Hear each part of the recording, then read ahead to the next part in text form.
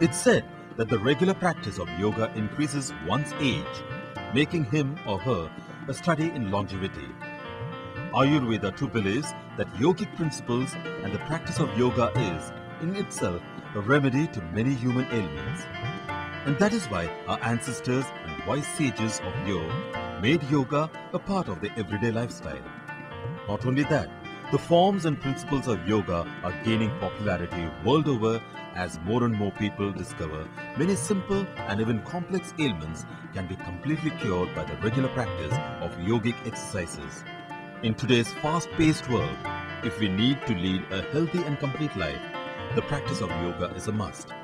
And to that, if you add the principles preached by Ayurveda, you can be called healthy, wealthy, and wise.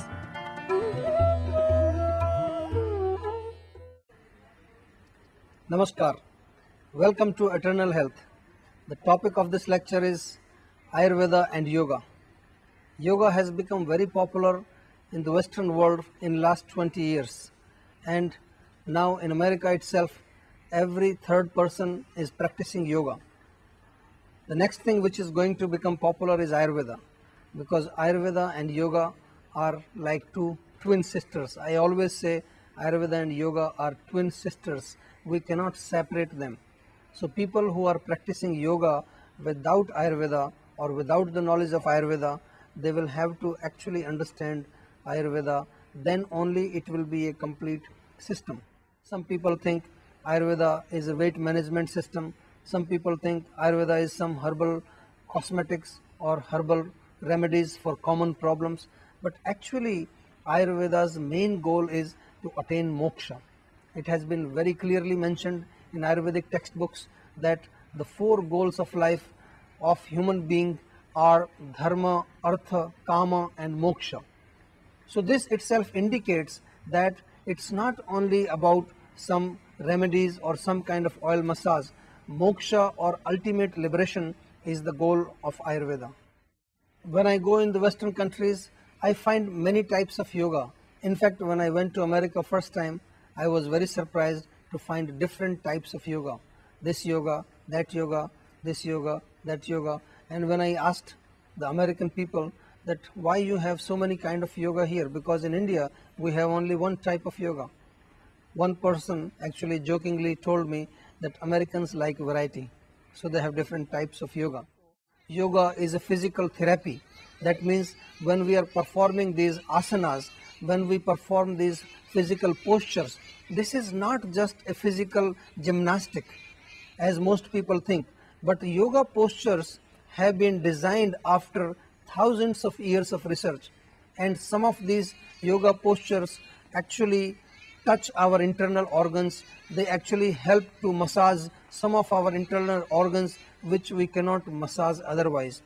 And when we turn around or we put one leg over the another, or we do these different kind of postures, this also actually cleans our endocrine system, which actually regulates the hormonal balance in our physical body.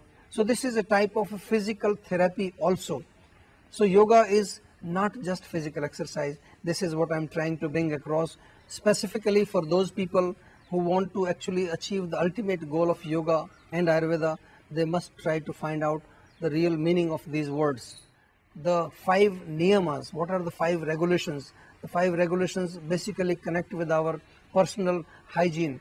One is called shauch. Shauch means cleanliness. I have to be clean in body and mind. Second is called contentment, satisfaction. Third one is called tapa. Tapa means austerity. I'm preparing myself to sit down in meditational pose for a long time. So I have to actually prepare for that. The 5th niyama is Ishwar Pranidhan, which means surrendering to God. Actually, this means that we must surrender to the laws of nature.